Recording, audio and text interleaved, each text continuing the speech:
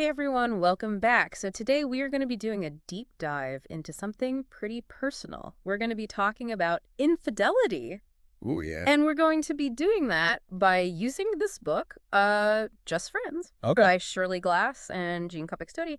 And this Mhm. book has a lot of Right. expert insights. It's got some real life stories in it. Yeah. So we're hoping that by using this as a source, we can kind of help you guys understand the motivations behind it, Right. the vulnerabilities, and just the ripple effects of infidelity. Yeah. You might even be surprised by some of the stuff that we find. It's definitely a topic that a lot of people don't want to talk about, Yeah. but it's more common than I think a lot of people realize. Yeah. And it's definitely something that And can the leave. impact can be absolutely devastating Yeah. on everyone involved. Right. It's like when you hear about it in the news, you Right. just hear the salacious headlines. You don't hear the real stories, right? Yeah, So that's kind of what we want to get into. exactly. So one of the first things that kind of jumped out at me, I was like, whoa, this is interesting, is that there was this poll where 86% of people believed their partner was faithful. Wow. 86%. Mm-hmm. But then, the reality is that research suggests that Mm. infidelity is a lot more prevalent than that. Yes. So I was like, is that just people not knowing or people being in denial or... I think it's a combination. Yeah. It's a very complex issue. Yeah. There's so many factors that influence it. Right. And, even historically and culturally, infidelity rates have, Got up and gone up and down. Yeah. And societal expectations play such a huge role in all of this. Yeah. If you think about how different things were just even a generation ago. Totally, yeah. And even in the book, they talk about how, Yeah. in some cultures, men actually brag about affairs Oh, to, increase their status. it's crazy. And I was like, what? That's insane. Yeah. It just goes to show how cultural norms can really shape our views on relationships. Totally. And, it's not just about men either. Right. Infidelity among women is on the rise too, possibly due to, shifts, like More women being in the workplace. more women in the workplace Yeah. and, Having more opportunities. more opportunities Yeah. to meet people. Right. More chances for those just friends situations to turn into Exactly. something a little bit more. Especially if there are cracks in the foundation of the marriage. Right. If those needs aren't being met at home. Right. That's such a key point, I think, because the book really challenges that simple cheater versus victim narrative. Yeah. It argues that infidelity is rarely about finding a better partner. Mm-hmm.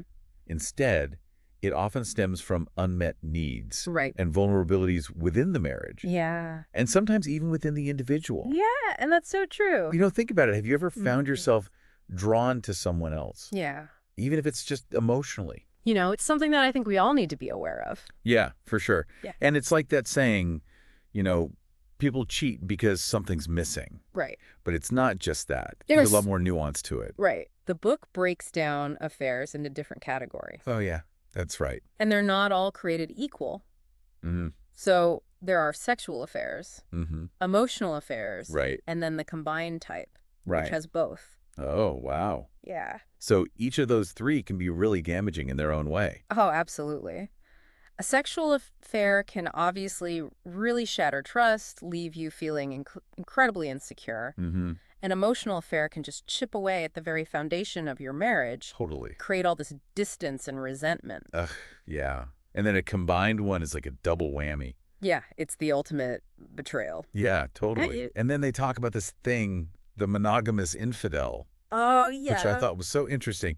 So this is someone who actually believes in monogamy. But they justify their affair by convincing themselves they found true love, Right. and they start, rewriting their marital history in their head to fit this new narrative. It's so fascinating, isn't it? Yeah, it is. It's like, does that ever actually work? Well, I think it just goes to show how powerful our minds are, right? Yeah, When it comes to rationalizing our behavior, even when it goes against our own values. totally.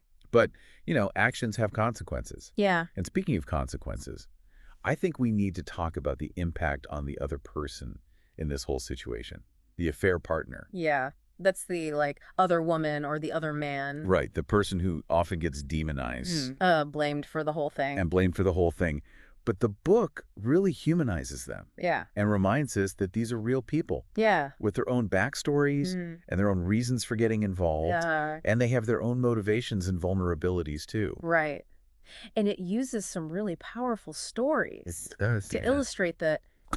Like Sophie, who was absolutely devastated when her affair ended Yeah. because she realized she had this totally idealized view of the whole thing. Yeah. And then there's Brittany, who had this intense need to win the man, which actually stemmed back to some of her childhood experiences. Wow.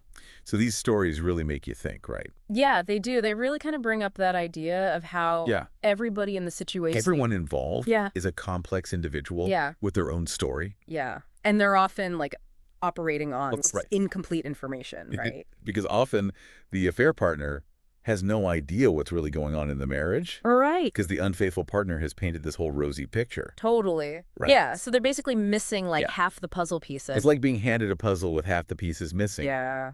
And you're trying to make sense of it, but you'll never see the full picture. Yeah. And then we've got this like whole web of motivations, vulnerabilities, and misplaced expectations. Yeah. But then ultimately the fallout It's is just what right, yeah. really matters. Right. Yeah. That's where the rubber meets the road. Yeah. And the book doesn't sugarcoat that impact. Oh, no, not at all. Like the impact of infidelity. Right. Yeah, it can be a real earthquake, Yeah. Yeah. shaking the foundation of everyone involved. Right. And, the book talks about the impact on the betrayed partner, Right. the unfaithful partner, and even the kids. Right. And it's not pretty. No, it's not. It really makes you wonder if people really understand like Mhm. how much damage. The depth of the damage. Yeah, like for the betrayed partner, Yeah. it's like this emotional roller coaster. That's Like absolutely. the shock, disbelief, Right. anger, grief. Mm-hmm. The book even compares some of the symptoms to PTSD. I know it's true. Like flashbacks, hypervigilance. Yeah, because think about it. Your whole world has been turned upside down. The person you thought you knew, Yeah. the person you trusted most in the world, Right. has betrayed you in the deepest way possible. Yeah. It's like a bomb went off in your life. Right. And you're left picking up the pieces. It's trauma. Yeah. And then you've got the unfaithful partner right. who's now dealing with all this guilt. Right, the shame. Shame, Mhm. regret. Yeah. Yeah. They have to kind of confront their choices. Yeah. The pain that they've caused. Absolutely. It's a reckoning, for sure. Yeah, for sure. And then on top of all of that, Yeah. you add children into the mix. Oh, my gosh, yeah. And it's like the ripple effects just keep expanding. Absolutely. And even if they don't know all the details, Right. they can sense the tension, the Right. sadness, the instability. Right. And that can have a lasting impact on their sense of security. Yeah, and their own future relationships. Absolutely, yeah. Oh, it's so heartbreaking. Yeah. And it's not even just the affair itself. Right. It's like the secrecy, the lies. Yeah. Like that erosion of trust. That can be like the hardest thing to repair. That's what really eats away at the core of the relationship. Yeah, because that's like the Yeah. foundation. It's like a termite infestation. Ooh. You might not see it at first, Right. but it's slowly destroying the structure from the inside out. Yeah. But even amidst all this devastation, Mm-hmm. the book does offer like Yeah. a glimmer of hope, Right. right? It emphasizes that healing as possible Absolutely. for both individuals and couples. If they're willing to do the work. Right. Yeah. The hard work. Yeah. But there are no quick fixes, are there? No quick fixes. It's a journey. It's a journey, not a destination. Right. And one of the biggest challenges, of course, is rebuilding trust. Right, because how do you even begin to rebuild trust? Right. It's so hard. There's such a Massive breach. Yeah. I think of it like a shattered vase. Okay. You know, you can glue it back together, Right. but the cracks will always be there. Yeah. So the key is to create something new and beautiful out of those broken pieces. Right. So, like, what's the first step? Well, the book talks about a clean break. Okay. The unfaithful partner needs to completely sever all ties with the affair partner. Okay. No excuses, no exceptions. Right. So, like, no contact. No contact. Okay. It's non-negotiable. Okay. It has to be a clean and decisive cut. Right. But that's just the first step. Okay. So, what's next? Well, then the unfaithful partner also has to be completely transparent, Okay. answering all those difficult questions. Yeah. Even if they've been asked a million times before. It's about proving their trustworthiness through actions, Mm-hmm. not just words. Right. And that takes time, Right. patience, and a whole lot of commitment from both partners. It can be grueling. Yeah. But the book does offer some helpful strategies. Okay. Like what? Well, one that I found really powerful is the idea of reframing the anniversary of the affair. Oh, that's interesting. Instead of letting that date just be a trigger for pain and resentment, Right. the couple can create a new positive memory Okay. to reclaim that day. Right. It's like planting a beautiful flower in a spot where there used to be a weed. I love that. Yeah, That's such a good analogy. So it's like you're taking back that power exactly. from the affair. You're reclaiming that territory. Yeah, I love that. And the book also talks about this idea of shared responsibility Yeah. for healing. It's not just on the betrayed partner to get over it. Right. You know, Yeah. both partners need to actively participate in the rebuilding process. Okay. So it's a team effort. It is a team effort, Yeah. just like the marriage itself. Okay, that makes sense. Yeah, each person needs to take ownership of their role in the breakdown Right. and commit to working together to create something stronger. But let's be honest, forgiveness is a huge hurdle. It's huge. Yeah. And the book acknowledges that. Yes, it's a complex process. Yeah. And they even distinguish between genuine forgiveness Okay. and what they call pseudo-forgiveness, Okay. which is basically just sweeping the hurt under the rug. Right. Like pretending it didn't happen. Exactly. And that never works. It doesn't. No, it's like putting a Band-Aid on a gaping wound. Right. You know, the infection is still festering underneath. Yeah. And so the book also talks about all the obstacles to forgiveness, It does. like lingering suspicion, unresolved past hurts, and then this really interesting concept called accusatory suffering. Oh, yes. Have you ever heard of that? Yeah, it's this unconscious tendency to hold on to the pain Okay. almost as a way to punish the unfaithful partner. Okay. The betrayed partner might feel like if they forgive too easily, Right. the other person is getting off scot-free. Oh, Right. wow. Right. That's really insightful. Yeah. So if a couple does decide to reconcile, Right. the book talks about the importance of Rituals Yeah. of forgiveness and recommitment. Okay. Those rituals can be really powerful symbols of a fresh start. Yeah, like a symbolic way to Yeah. like close that chapter. Right. It's about acknowledging the pain, Mm. offering and accepting forgiveness, and Right. consciously choosing to move forward together. So it's like you're closing one chapter Yeah. and opening a new one. Exactly. It's filled with like new hope Right. And the possibility of a stronger, and possibility. more authentic relationship. But of course, not every marriage survives infidelity. That's true. And the book recognizes that healing can happen independently too. Absolutely. Sometimes ending the marriage is the healthiest choice. Right. Even if it's painful. Yeah. Maybe the affair was a symptom of some deeper incompatibility. Right. Or perhaps the trust is simply too broken to repair. Right. And that's okay. And that's okay. It's about recognizing your own needs Absolutely. and prioritizing your well-being. It's about taking back control of your life Yeah. and your happiness, even in the aftermath of this betrayal. Yeah. Which is so empowering, I think. It is. That's a good message for sure. It is. But wouldn't it be great if we could just like prevent it from happening in the first place? Oh, wouldn't that be wonderful? Does the book talk about that? Absolutely. They dedicate a whole section to prevention, Okay. offering tons of practical tips Ooh, I like tips. for maintaining healthy boundaries, recognizing those red flags, and strengthening your relationship. Okay, give us the goods. Okay, so one of the key concepts is this idea of being mindful of the walls and windows in your relationship. Okay. You want to keep the windows wide open at home, Okay. meaning being open and communicative with your partner. Right. But you need to maintain those walls with others, Okay. especially those who might pose a threat to your marriage.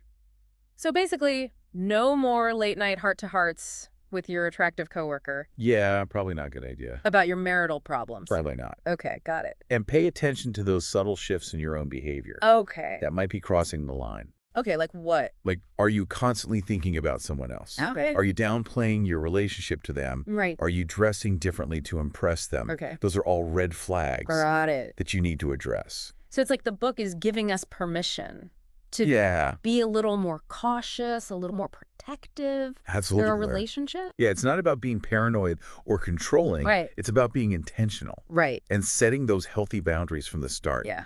And if you do find yourself struggling, Right. don't wait until things hit a crisis point. Talk to your partner. Talk to your partner. Consider couples therapy. Yeah. Do whatever it takes to address those underlying issues Yeah. and rebuild that connection.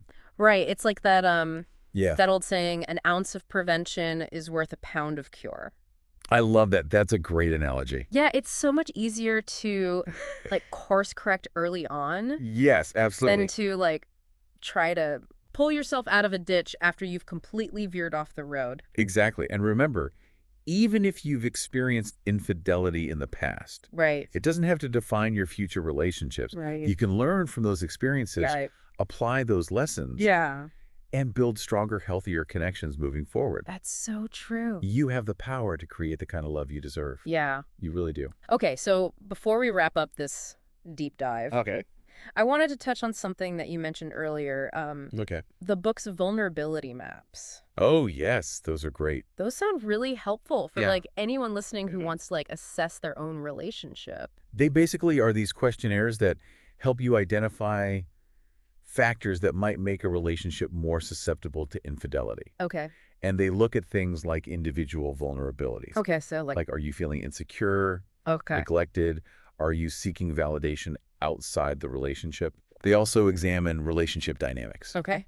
Like, are you communicating effectively? Right. Are you making time for each other? Okay. Are there unresolved conflicts festering beneath the surface? Yeah.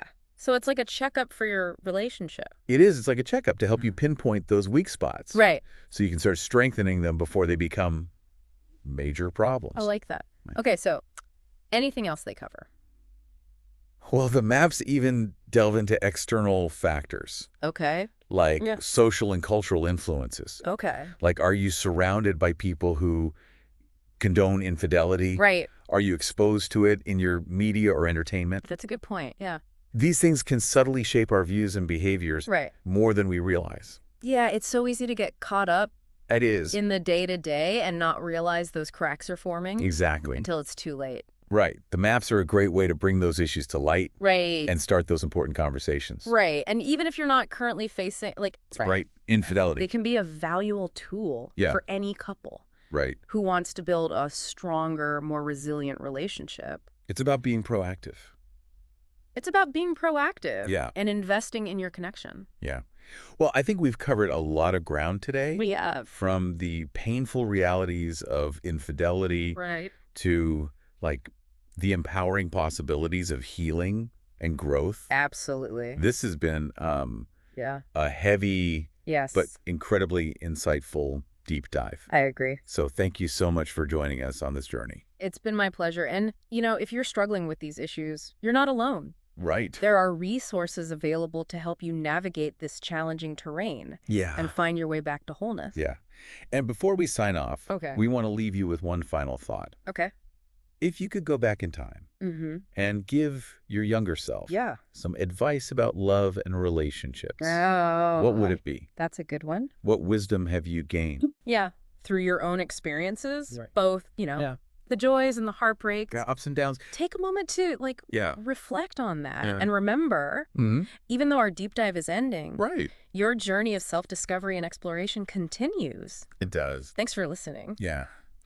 So, those vulnerability maps sound like a good place to kind of wrap things up because they found like a really helpful tool for anyone listening who wants to Assess their own relationship. assess their own relationship, Yeah. figure out where they stand. Absolutely. So can you tell us a little bit more about them? Yeah. So basically, they're these questionnaires that help you pinpoint factors Okay. that might make a relationship susceptible to infidelity. Okay. So they look at things like Breathe. individual vulnerabilities. Okay. So So, for example, are you feeling insecure, okay. neglected? Mm-hmm. Are you looking for validation outside the relationship? Right. They also look at relationship dynamics. Okay.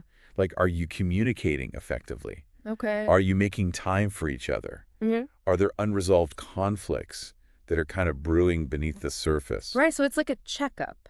It It's is. a relationship checkup Okay, I like that. to help you identify those weak spots. Right. So you can work on strengthening them strengthen them. before they become big problems. Okay, so like what else do they cover? Well, the maps even go into those external factors, Okay. like social and cultural influences. Okay. So think about your environment. Right. Are you surrounded by people who condone infidelity? Okay. Are you exposed to it a lot in the media or entertainment you consume? Right. These things can really subtly shape our views Yeah. and our behaviors more than we realize. It's so easy to just get caught up It is. in the day-to-day Uh-huh. and not realize that those cracks are forming Until it's too late. until it's too late. Yeah. So the maps can be a really great way to bring those issues to light Right. and start those important conversations early on. And I think that's key, right? Like having those conversations before it becomes a problem. It's all about being proactive Right. instead of reactive. Yeah. And I think that's a good takeaway from this whole conversation That's right. is that, even if you're not currently facing infidelity, you can still use these tools Yeah. to strengthen your relationship, to build a more resilient connection. Yeah. So it's really about Like investing in your relationship? investing in your connection. Being proactive. Absolutely. Yeah. Well, this has been Yeah. a really heavy It has. but insightful deep dive. It has been, yeah. We've kind of gone from like Yeah. the really painful realities of it to the like Yeah. empowering possibilities of healing. The healing and growth. And growth, yeah. So thank you so much for joining us My pleasure. on this journey. It's been great. Yeah. And, if you're out there and struggling with these issues, Yeah. you are not alone. There's help out there. There's help and there are resources available to help you navigate this really tough terrain Yeah. and find your way back to wholeness. So before we sign off today, Okay. we want to leave you with one final thought. Okay. If you could go back in time and give your younger self Okay. some advice about love and relationships, Oh, what would it be? what would it be? What wisdom have you gained through your own experiences? Right. The good, the bad, the up or the down. Yeah, the whole roller coaster. A whole roller coaster. Yeah. Take a moment to Yeah. reflect on that. Yeah. And remember, Yeah. even though this deep dive is ending, your journey of self-discovery and exploration continues. It does. Yeah, it does. And on that note, Yeah. we're going to sign off. Thanks for listening, everyone. Thanks for listening.